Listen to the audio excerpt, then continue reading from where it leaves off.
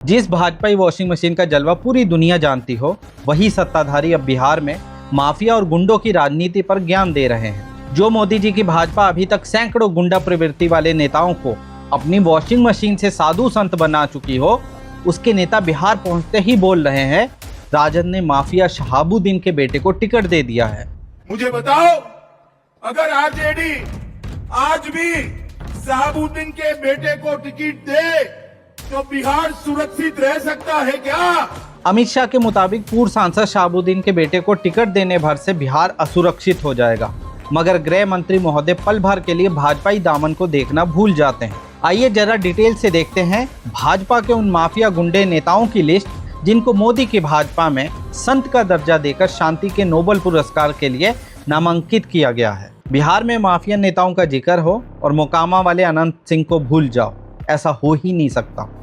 अपराध की दुनिया का छोटे सरकार भाजपा जदयू सरकार का इतना चहेता है कि 2024 के चुनाव से पहले 15 दिन के लिए पैरोल पर रिहा किया गया था। और खास बात यह रही कि वो जदयू के लल्लन सिंह के लिए मुंगेर में प्रचार करने भी गया था। अब ये किसकी कृपा से हुआ, आप खुद समझदार हैं। हत्या के आरोप के दर्जनों मुकदमे, आधी जिंदगी जेल में कट जाने के बावजूद अमित शाह के लिए अनंत सिंह माफिया नहीं है। जो भाजपाई गिरोह शहाबुद्दीन के नाम पर गुंडा राज की बात कर रहा है, उसके लिए माफिया आनंद मोहन सिंह, जिसको गोपालगंज के जिला मजिस्ट्रेट जी कृष्णैया की हत्या के लिए आजीवन कारावास की सजा नहीं मिली थी, वो तो 1857 की क्रांति के लिए जेल काट रहा था। वो उस वक्त गोपालगंज के डीएम थे और उनकी गाड़ी जब यहाँ से गुजर रही थी तो फिर जब भीड़ ने हमला किया, उनका ड्राइवर तो भाग गया, लेकिन जी कृष्णैया भीड़ के हत्थे चढ़ गए। उसके बाद भीड़ ने उन पर हमला किया, उनकी गाड़ी को पलट दिया, फिर जी कृष्णैया को गाड़ी से बाहर निकाला, उन पर पत्थर से हमले किए, पत्थर से उनको कुचलने की कोशिश की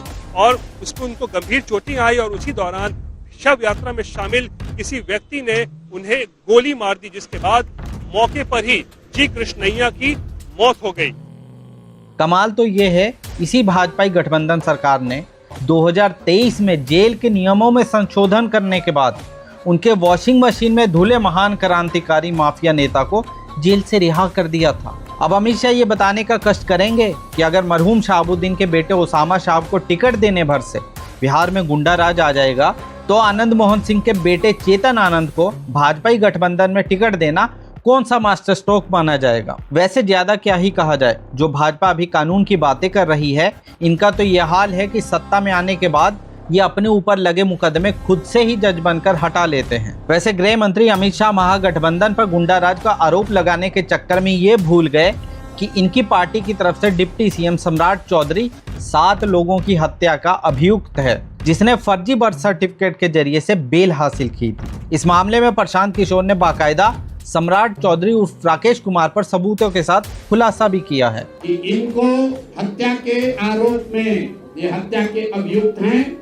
इनको तुरंत पद से बर्खास्त करके गिरफ्तार किया जाए। सोचिए, जिस भाजपा का प्रदेश अध्यक्ष दिलीप कुमार जायसवाल पर मेडिकल कॉलेज हड़पने का आरोप हो, जिनका मंत्री जीवेश मिश्रा नकली दवा बनाने के मामले में सजा याफ्ता हो, वो दूसरों को कानून के राज और सम्मान की बातों पर ज्ञान दे रहे हैं। भाजपाई नेताओं की गुंडागर्दी और माफियागिरी की लिस्ट बहुत लंबी है, मगर अमित शाह के चश्मे में ये सब दिखाई नहीं देता है, क्योंकि बिहार में भाजपा गठबंधन की सरकार में चाहे आए दिन दहाड़े मर्डर हो जाए, मगर उनके कथन अनुसार जंगल राज तो केवल लालू जी के समय में ही था। अब जनता को तय करना है कि उनको जुमले वाले असली गुंडे माफिया की जरूरत है या फिर विकास, रोजगार, न्याय की बात करने वाले नेताओं की।